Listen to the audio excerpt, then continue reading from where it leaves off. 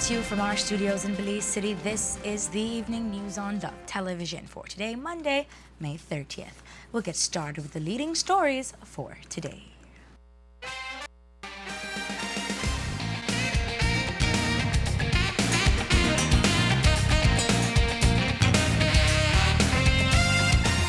Eight Belizeans who were detained in Guatemala to be sent back home later this week. People's United Party demands government take control over Belizean side of the Sarstoon River. Church leaders from Belize and Guatemala meet in adjacency zone to pray for peace. Julia Arano, who was knocked down last month by Orange Walk South area representative, has died. Judge rejects no case submission from woman charged with murder of her ex-common-law husband. New UDP First Deputy leader sworn in. Taiwanese government makes donation to benefit kidney patients and annual cancer walk a success. On Friday, it was reported that 8 Belizean fishermen were detained in Guatemala for illegal entry. The 8 were reportedly found at Punta Manabique and could not produce the relevant paperwork. As a result, they were detained and taken into Guatemala, where it was expected they would be charged. The government said it would engage with Guatemalan officials and the Organization of American States. In an update, the Embassy of Belize in Guatemala City reported that this morning, the 8 Belizeans were allowed to travel to the embassy to facilitate their travel documents pending deportation proceedings for their return to Belize. The individuals are reportedly in good health, and it is expected that they will be deported back to Belize by road later this week. The recent talks in Istanbul, Turkey, had given hope to not only the leaders of Belize, but to some pockets of society when it was announced that a formal agreement would be developed as it relates to the Sarstoon. That hope, however, was short-lived and has somewhat diminished when some fellow media colleagues ventured onto the Sarstoon last Friday and were turned back by the Guatemalan armed forces. The Prime Minister had responded to the incident and expressed disappointment at the incident while saying that upon addressing the matter, he was told that the Foreign Minister had not returned from his trip to Istanbul and perhaps the directive had not been handed down.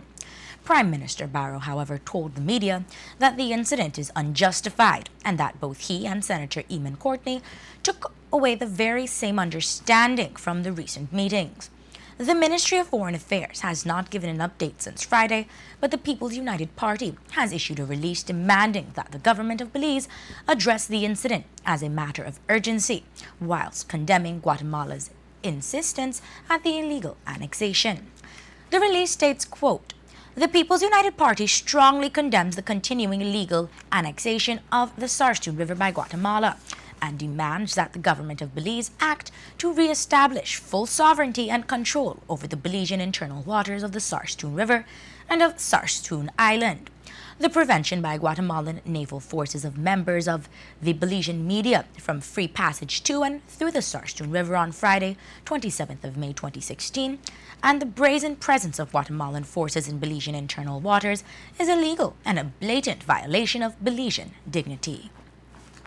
This latest incident is evidence of Guatemalan bad faith, which erodes the very limited progress achieved at the bilateral meeting between Belize and Guatemala held in Istanbul, Turkey on 23rd of May 2016.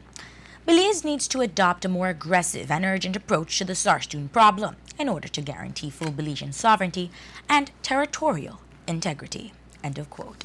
The opposition party has made a 4-point demand to the government of Belize, including the adaptation of a comprehensive plan to restore full Belizean sovereignty and control over the Belizean internal waters of the Sarstoon River and of Sarstoon Island. The PUP is also demanding that Ambassador Alexis Rosado be recalled for consultations and are insisting on a meeting between Belize and Guatemala under the auspices of the OAS. That will result in a signed protocol guaranteeing free navigation in the Sarstoon River in accordance with the 1859 Treaty and international law, and also to appoint a national team to competently manage Belize-Guatemala relations. The Republic of China, Taiwan, dispersed their first installment for the renal failure prevention project to the Ministry of Health. The 3-year project began in February with a total approved budget of $2.2 million and is to treat patients at the early stages of renal failure or kidney disease to ultimately reduce the socioeconomic burden to families and to the health system. Taiwanese Ambassador Benjamin Ho spoke about the donation. This year, I had the honor to sign a medical cooperation agreement with Honorable Minister of Health, Honorable Pablo Marin. Okay. Well, the reason why we signed that kind of agreement, as I mentioned, we emphasize on human resource capacity building. But in order to have good human resource, you should have very healthy people, healthy nationals. Okay? So that's why we focus on this kind of medical cooperation. Okay? And this agreement, okay, is just a framework of medical cooperation. The details should be implemented by under this kind of umbrella. We have to propose more and more projects. So the first one comes into being is like this one, okay, the project of management and control of the so-called renal failure disease prevention. Yeah. This one is mass-minded and will be implemented. Actually, is being implemented by the so-called Far Eastern Memorial Hospital in Taiwan. Okay. Training will be provided to general practitioners and dialysis nurses from Belize in Taiwan, while local training programs will be conducted for case managers and community health workers in identification and management of risk factors for kidney failure. Minister of State in the Ministry of Health, Dr. Angel Campos, spoke of how the funds will be used, including an additional $26,000 received. Today, as we engage in the initial phase of the capacity building project for the prevention and control of chronic renal failure, we are proud and grateful for the support and assistance being provided to the Ministry of Health and the people of Belize as we face the ever-growing challenge being posed by the chronic non-communicable diseases such as diabetes and hypertension and the associated and dreaded end-stage renal failure. The primary objective of this project is to establish a basic prevention and control system for chronic renal diseases.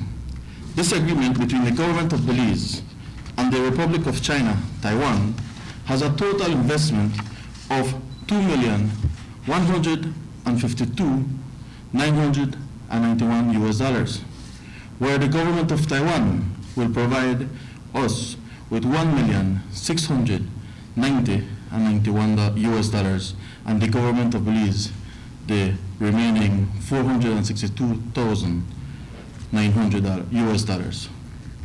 Today, we received the first disbursement of $8,500 with an additional US dollars of $26,000 being disbursed directly for the purchases of a vehicle, and we had a donation of 100 dialysers to be used for patients presently undergoing hemodialysis in Belize, especially in KHMH and Loma Luz.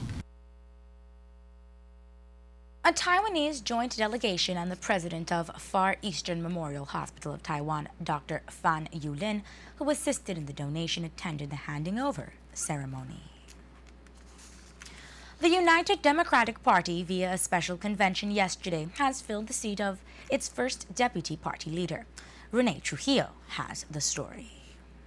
The campaign to gain the seat of the first deputy party leader began about 10 weeks ago on the heels of the Deputy Prime Minister Gaspar Vega announcing his resignation from the UDP's executive. John Saldivar and Patrick Faber threw in their hats for the seat, and with that came 2.5 months of political campaigns. The wrap-up came yesterday at the IT Vet in Belize City, where 589 UDP delegates were slated to vote in this special convention. The counting stations opened up at 9 o'clock, and both candidates started out feeling confident and positively sure that their machinery and groundwork would bring them victory, although there was only seat for one. I've had a very good start. I believe the Path to the Future campaign is looking good. In fact, the first 150 votes in that box, I'm positive, is mine. You can see the sea of red Patrick Faber shirts in the line right now, and so we are off to a wonderful start. I'm thinking that we have our machinery out and it's working, and so we're very confident of what the outcome will be. My confidence lies in the support that I'm getting from the solid constituencies that are behind me and from the other constituencies where we have been able to get at least half of these delegates from other constituencies. So it looks very good for us. With such confidence came predictions on the outcome. The Cayo district is solid behind my candidacy. So is the North and so is Belize City, Belize district. I think the only place where we're kind of half is the South. But there are 78 votes, and the rest of the country make up the other 400 and odd. The support from the cabinet ministers played a key role in the campaigns, and it seemed as though the strategy was that the more powerhouses you have on your side, the greater your chances are of winning. Deputy Prime Minister Vega rallied with Saldivar, while senior minister and politician Michael Finnegan stood behind Faber. One thing that both sides agreed on, however, was the strength of each candidate. Both candidates have a lot of good. These are two great guys, two great ministers that the United Democratic Party has. But at the end of the day, we need to pick the best leader, because that is the leader that will represent the United Democratic Party as our future Prime Minister. Both gentlemen are very good candidates, and it's a team we're working with, and this is for the first deputy, which then of course will hopefully or eventually morph into being the Prime Minister. It's an individual choice, because both people are highly qualified, both have master's degree, both working towards their PhD, both have ministries that they've run well, both are fairly young. So it's a toss-up. Even the delegates weighed in on their preference. I believe that a good leader is one who can unite the party, and Mr. Saldivar portrays that quality, and it is my belief that he is the better person for it to take us into that fourth victory. He was born a true champion. He's a real party leader, and why I support him that big is I never say my boss, Patrick, and I'm gonna get my own house, and I'm gonna get job, and I'm gonna get my own business. You feel me, Bates? To Minister Faber, I have been so grateful. I think Minister Faber have always shown that closeness, that love for the people, what he call as the base. But I would even put it worse, and I would say what he call the underdogs. And he's the one who take care of those called for of this party, because too many of time the party seem to be lefting out the people which is the base and bringing other people in the party. And I must say that Patrick have always showed that respect to the masses of this party. In the end, when the 3 boxes were counted, the UDP chairman Alberto August gave the official figures. Of that 584 ballots that we counted, we had the Honorable Jan Saldivar with 248 votes, and the Honorable Patrick Faber with 330. With 1 spoiled ballot and 4 delegates not showing up, namely Wilfred Elrington, Sir Manuel Esquivel, Alifa Elrington, and Mark King, there were 584 delegates who voted. Faber was sworn in shortly after his success was declared. Notably, Saldivar did not show up at the counting station, nor did the cabinet ministers who had rallied behind him. Reporting for Love News, I am Renee Trujillo. Faber was declared the winner in yesterday's convention just before 4 o'clock. Chairman Alberto August announced the figures and subsequently sworn the newly elected first deputy party leader, Patrick Faber. There were a total of 589 delegates on the voters list. Of that 589 delegates, 585 voted. 5 did not cast their votes today. Of that 585 ballots, we counted 584. There was only 1 rejected ballot. UDP smart. 1 rejected ballot. Unbelievable, right? So of that 584 ballots that we counted, we had the Honorable John Saldiva with 248 votes, and the Honorable Patrick Faber with 330.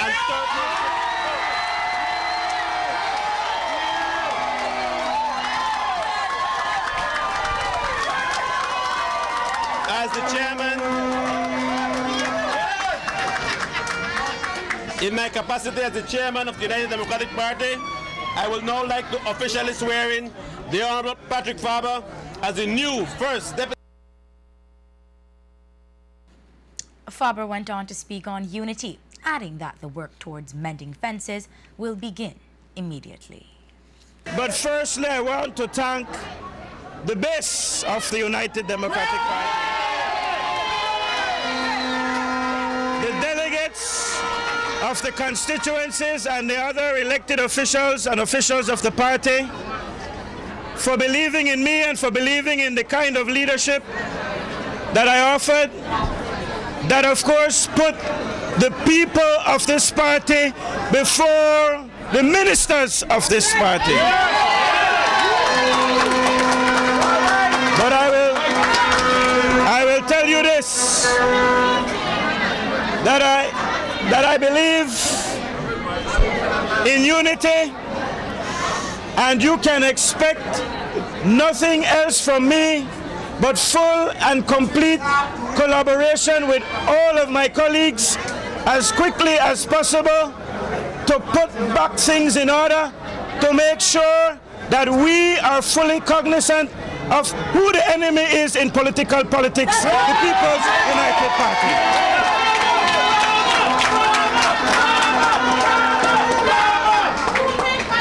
The Honorable John Saldiva fought a great campaign, and as I have said before, I'll say it again, he is my friend, he is my colleague, and we will not be responsible for any factions, any breaking up of our beloved United Democratic Party. We will mend the fences, and we will get back to the business of governing and building our party so that it is strong, stronger, and it is fighting fit and ready for us to take under our belts a fourth consecutive victory, which is historic and has never been done before. I wish to salute our great party leader and Prime Minister, the Honorable Dean Barrow, for providing vision and guidance along the way. And it is in that path that we continue along and that we will build on in order to provide this path to the future that we have talked about in this campaign. My friends and supporters of the UDP, we are going to make sure that you, our party supporters, are among those that we take care of, along with the wider citizenry of Belize, because we all in this country deserve good governance. Faber has previously served as the chairman of the United Democratic Party, in which he had also defeated John Saldiva by about 300 votes. This past Saturday, churches from Guatemala and Belize took a different approach to solve the tensions between Guatemala and Belize. In an event called Operation United in Christ, more than 60 people came together to pray and intercede for the border conflict to be resolved. Pastor Nelson Larios, representing the Association of Evangelical Ministers of Petén, and Pastor Lance Lewis from the National Evangelical Association of Belize addressed the congregation. Maravillosa exhortación para que nos unamos estas dos naciones. Can we come together, these two nations, y alabemos el nombre de nuestro Dios. Aleluya. No hay fronteras para alabar el nombre del Señor. There's no border to praise God. La familia de Cristo somos una gran familia. The family of Christ is a big family. No hay barreras. Not barriers. No hay aduanas. Not borders. Porque en Cristo Jesús somos Because in Christ we uno are en el Señor. one Aleluya. in Christ. Glad to be here today Es un gusto estar aquí on this historical moment en este momento histórico for both countries para los dos países, to pray for the healing of our nation para orar por la sanidad de las naciones and for the solution to the situation concerning our border problem. y por la solución de la situación a los problemas actualmente entre las fronteras. We as the National Evangelical Association of Belize Como la Asociación Evangélica de Belice, are serious about seeing this solution made. estamos muy comprometidos a ver una solución en esta And so situación. we are Pastors Lance Lewis and Pastor Enrique Novello from the NEAB spoke about the need for unity given the grounds of shared cultures and goods. Borders that we share, the, in a sense, not fully but partial heritage that we share, and the education and schooling that we share, because there are 700 Guatemalans that come to Belize each day during the school time for studies, and there are several other Belizeans that go across. Then there is cultural exchange, there is educational, there is medical, and all of that.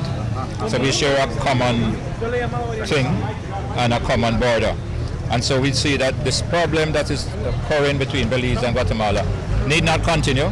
We believe that there is a time for it to come to an end, and we think the time is now. And we have come here today to pray for God's divine intervention.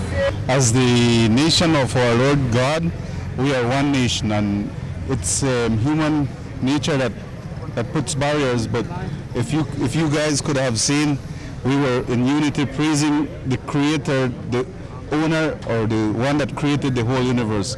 So that is our main goal as the body of Christ, the nation of God, to foment love, unity within the Guatemalans and within the Belizeans.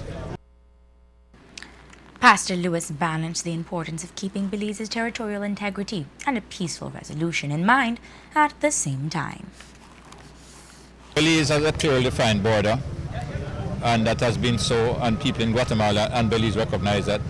It is usually the politicians who try to stir dissension, but we believe that things will come to pass, that we will remember and recognize that we gained independence in 1981.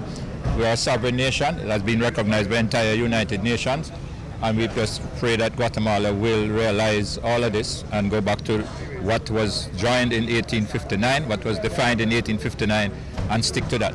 Because the people in Belize and Guatemala get on quite well. Why should the politics destroy us?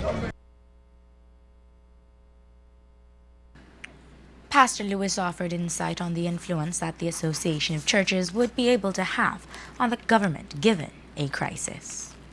We will ask the government to continue their diplomatic means of solving the problem, but ask the church to help in prayer for this solution, for the solution to be found.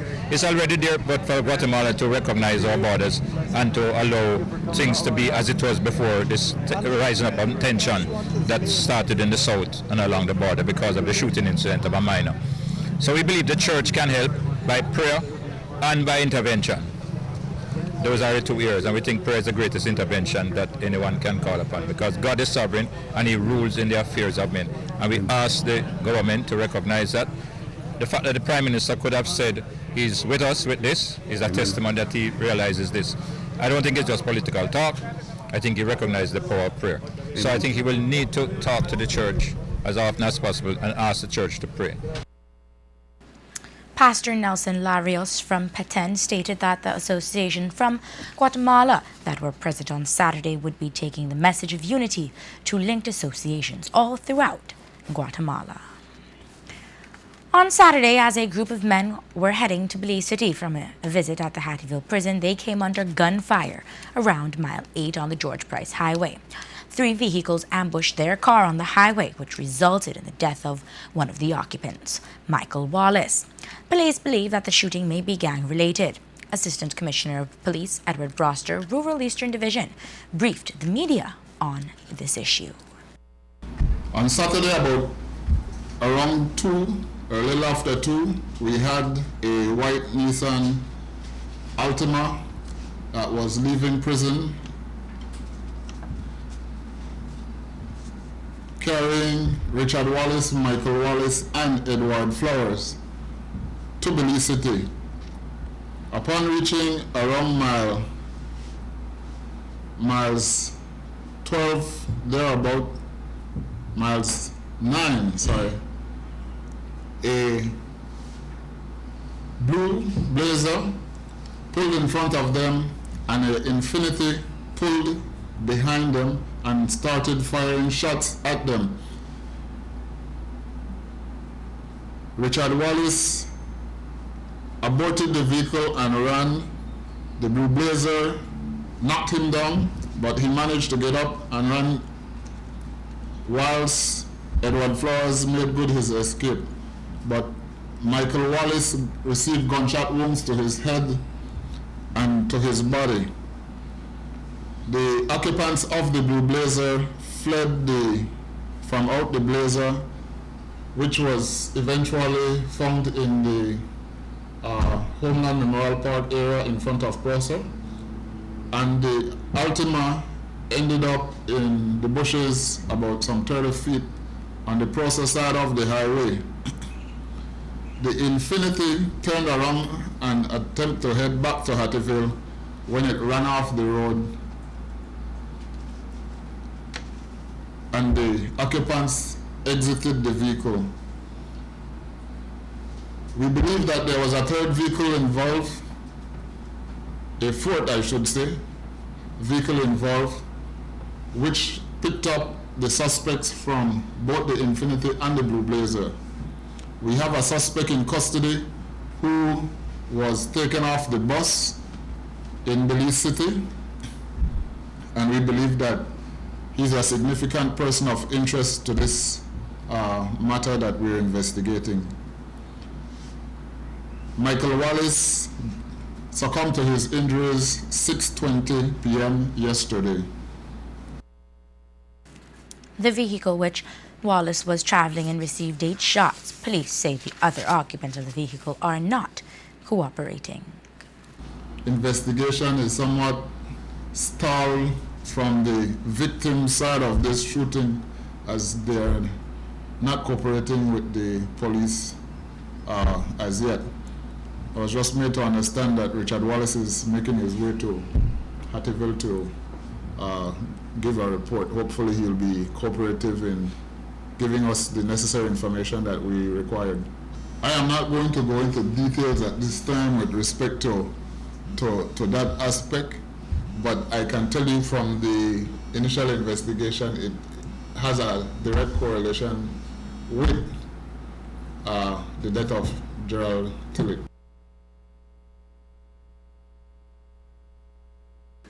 One person is in police custody. A shooting on Saturday night in the Old Capitol has left 2 persons injured. Just before 10 o'clock on Saturday night, Natalie Claire and Gian Bernard were both standing on Victoria Street when they were shot. According to an eyewitness, just before Bernard began to walk off, a white car came up the street, stopped in front of him, and a single gunman came out of the car and opened fire. Luckily for Bernard, he was only shot to the hand, while Claire was shot to the right leg. Judge Troadio John Gonzalez has rejected the no-case submission by attorney Arthur Saldivar, who represents Calamy Flowers. Flowers, a former bank employee, is accused of the August 28, 2012 murder of her ex-boyfriend Lyndon Morrison and his girlfriend Xochitl Sosa. The two were allegedly run over with a red car driven at the time by Flowers on Freetown Road. It was further alleged that when Flowers allegedly ran into Lyndon Morrison's motorcycle, it caused him to collide into a parked pickup truck. Morrison died and his girlfriend Xochitl Sosa sustained a number of injuries. As we reported last week, Saldivar asked the court to not call Flowers to answer to the charges of murder and attempted murder because it is clear that from the police investigation, Flowers was not the cause of Morrison's death, since there was minimal damages to her vehicle. He submitted that Flowers' vehicle never hit Morrison's motorcycle that night, so she could not have contributed to his death or caused his accident, which led to his death. He submitted to the court that Morrison's death was an accident caused by himself and that Flowers was innocent of the charges of murder and attempted murder. The police said Flowers also confessed to the crime back in 2012, which led to her being charged with murder. Kalani Flowers is expected to give her defense tomorrow morning. PC Edward Gonzalez died last week, presumably at his own hands. Today, family, friends, and colleagues gathered at Sacred Heart Church in San Ignacio to say their final goodbyes. Gonzalez, who was originally from San Ignacio, was attached to Precinct 3 in Belize City. Following the service at Sacred Heart Church, his body was taken to its final resting place. The Cancer Society of Belize held its annual walk this past weekend. As has been the case over the past few years, the numbers of participants continue to increase. We have more in this event in this report. On Saturday morning, hundreds of individuals made their way in front of Salinas on the Philip Goulston Highway for the start of the annual Cancer Walk. A very short ceremony took place, after which it was on to Belize City, where the walk would end up in front of the Belize Cancer Society's main office on Mercy Lane. As has been the case over the years, the walk had the participation of the very young to the elderly, all walking to bring awareness to cancer. President of the Belize Cancer Society, Laura Tucker Longsworth, said they were delighted with the increase in numbers. Each year, the crowd swells, and what is nice, you have the youth organizing themselves in groups and running together, taking pictures together. I mean, that is amazing, because that tells me that they are doing teamwork. This year has definitely seen an increase. We have more people hanging around after the walk. We have more interaction. It becomes a social activity. We couldn't ask for more. We're delighted. The goal of the walk is to keep the topic of cancer at the forefront of discussions, since the numbers of those affected is continually on the rise. We have to live with hope. We have to give positive messages, and our message has been one of health and one of knowing that some of us will have cancer. But the important thing is for us to empower the community, empower individuals, and that's why we selected the team this year. It's I can, we can understand that early detection saves lives. And so yes, when we see what's happening, we know that everybody's hearing the message. We're able to speak more freely about cancer. People are now working through the myths and all those misinformations that's circling around. And it was a delight for me, because every time they said a myth, I said, yes, I know, I've heard that one too, I have lived with it. And so that's certainly, our awareness campaign is certainly paying off in that respect. Longsworth said while the numbers keep growing, they're hoping for more corporate sponsors to get on board to assist them in providing the much-needed services. What we think we could do is, and we're planning to do, is to have a day for a cancer challenge walk, and those persons come in with sponsors. So and the reason for that is we find that the money we make from the cancer walk are from the t-shirts, but we do not have a lot of corporate sponsorship, and we think that one way to do that would be to have the walkers themselves make arrangements with their bosses and so on. But it has been a wonderful event. We have the head of our cancer support group, a lovely young woman who comes in and helps with her cancer support group drawing and so on, and she has a mural at people over on the other corner there, and people can come in and sign, and whoever wants to draw or something to depict what they think cancer is and so on, or maybe to just a little recorder of a family member. And so Cancer Walk 2016 has come and gone. And as President Laura Longsworth mentioned, the work will continue to keep spreading the message of the importance of early detection. Reporting for Love News, I'm Ava Diaz-Sosa. As we mentioned, funding is needed in the fight against cancer, and the Belize Cancer Society has been doing its best to source the funding. For the past 3 years, Monica Tucker, who lives in Florida, USA, has been doing her part to raise funds to assist. Tucker told Love News after her father died from brain cancer. She decided to work with the Cancer Society first in Florida and over the last 3 years in Belize. She said it is done under her personal theme of I walk because I can't walk away and because everybody deserves a lifetime. What I do, I've reached out, I've taken advantage of social media. I work at very long hours, I'm very busy, so I realize I'm always on emails and text, on the internet. So I decided that I would reach out first to my friends by email with my plea for helping at first it started out for the women of Belize. Now it's for everybody. And especially like the children. I have friends who said, well, I can't give monetarily, but I have the resources to get you help, for people to donate like little mittens or crochet, blankets, when they're cold to keep them warm. And then I started reaching out and, in fundraising, number one, people give when they like you, number one. Number two, people give for the cause. And that is the bottom line, giving for the cause and feeling about it, because cancer affects everybody.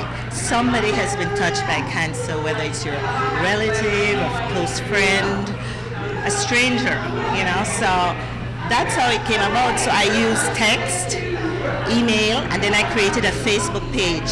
And in the third year of doing so, I've reached 25,000 people. I've gotten messages, questions, and it's amazing. People from Belize ask me what to do in Belize. So it's nice, you get the feeling that people are getting it, and that's very important. It lets to know that the Cancer Society is doing a fantastic job in reaching out to the community, in bringing the awareness of cancer, to let people understand they must pay attention to their bodies. Tucker was able to raise almost $8,000 for the Belize Cancer Society. With Faber now holding the seat of the right-hand man of the UDP's party leader, Dean Barrow, it is left to be seen if he will also be given the posting of Deputy Prime Minister. According to Godwin Hulse, it is not an automatic ascension. The person becomes the first deputy leader. The Prime Minister is the one who determines that and will advise the Governor General accordingly. It's not an automatic thing, but it is expected. The person is. According to Anne-Marie Williams, yesterday's UDP convention will not only affect the political party, but will impact the country and the political arena. What goes on today, I think essentially as Belizeans and as voters and as a delegate myself, should be seen as more than just today. We need to really just don't see the trees but look at the forest. The person who is elected today as the first deputy party leader, that person more than likely would become the prime minister, take the party into election, and if he wins, then he becomes the prime minister. That has to do with the future of the country. If we subtract the future of the country for one slight minute and just look at what it means for the city, there's essentially 10 divisions in the city. As we speak, the UDP controls 6 of that 10. A win today for Patrick Faber, from where I sit, cements that hole on the city. A win today for Jan Saldiva, coming from Belmopan, it could cement a win on the city, but I see it less favorably. We have to take into consideration that the UDP has won 3 consecutive terms. It's never done before in post-independent Belize. That's not to say that they can win a 4th term, but the stakes are higher. It's a bit harder. You need somebody who is on point, pressing the ground, somebody who's known in the city, I feel. The Patrick Faber's division is actually a contiguous division with Lake Independence that's controlled by the PUP and Port Loyola that's controlled by the UDP. He's a visible face, very charismatic. Yes, he's young, that's pluses and minuses, but I think he's taken some bold decisions over the years in terms of education, in terms of amalgamating schools and making like 6 schools into 2, a decision that people don't want to touch and things that people just talk about but don't do. I feel the time is right. We're at a crossroads, and this has to do with where we want to take this country. With all the analysis, criticisms, and comments made regarding Faber's candidacy and recent victory, Faber remains firm in how he plans to carry on his work, not only for his party, but for the country as a whole. We caught up with him for an initial reaction, which was one of tears and joy.